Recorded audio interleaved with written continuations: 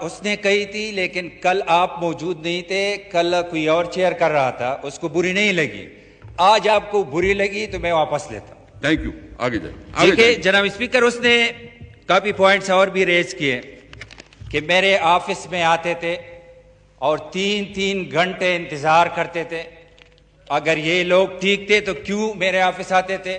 تو میں پھر حلفاً کہتا ہوں، اگر میں، میرا بھائی امین مقام صاحب، کوئی میرا بھتیجا، کوئی میرے فیملی کا کوئی ممبر اس کے آفس گیا ہو تو میں ریزائن دینے کے لیے تیار ہوں۔ یہ بھی جھوٹ بولا ہے۔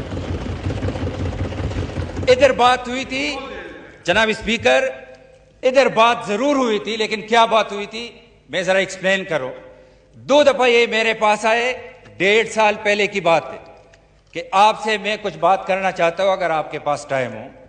2 دن، دوسرے دن میں ادھر بیٹھا تھا، علی محمد صاحب گواہ ہے، تو اس نے مجھے کہا کہ آپ ملے ہو میرے والد صاحب سے تو آپ مجھے بتا دیتے اگر کوئی ایشو ہو۔ تو میں نے کہا میں آپ کے والد سے نہ ملا ہوں نہ میں جانتا ہوں۔ یہ بات 1.5 سال پہلے کی ہے۔ پھر اس نے کہا کہ میں تو سپورٹ کرنا چاہتا ہوں، ہم ایک ہی علاقے کے ہیں، اور نیکسٹ ڈے میرے سیٹ پر آ کر، ادھر آ کر، کہ میں وہ فائل میں لے کر آیا ہوں، لیکن میں تو جانتا ہوں میں اس ڈیبیٹ میں نہیں جانا چاہتا۔ اگر کسی کراچی کے آنریبل ممبر کو پتہ ہے تو میرا پڑوسی ہے، مجھے بھی پتہ ہے۔ تو میں نے کہا کہ ضرورت نہیں ہے۔ 2 دفعہ خود اس نے مجھے منت کی کہ میں آپ کے ساتھ بیٹھنا چاہتا ہوں، میں نے کہا آپ کے ساتھ میں نہیں بیٹھنا چاہتا، یہ آن ریکارڈ ہے۔ خود اس نے کہا کہ میں فائلیں لے کر آیا ہوں اور بیٹھنا چاہتا ہوں، میں نے کہا مجھے ضرورت نہیں ہے۔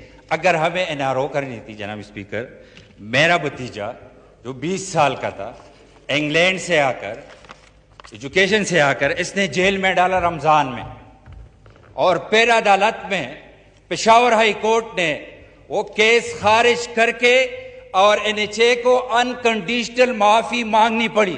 دس از آن ریکارڈ، یہ ریکارڈ پر ہے، اور یہ صرف اور صرف پولیٹیکل وکٹمائزیشن ہے۔ لیکن ہم تیار ہیں، ظاہر بات ہے اس میں سارے اس کے لیٹرز بھی ہے۔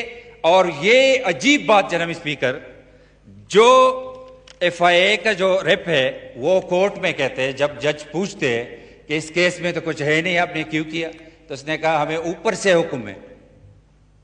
یہ FIA کا ریپ کہتا ہے کورٹ میں، ہمیں اوپر سے حکم ہے کہ اس میں کچھ نہیں ہے لیکن ہمیں اوپر سے حکم ہے۔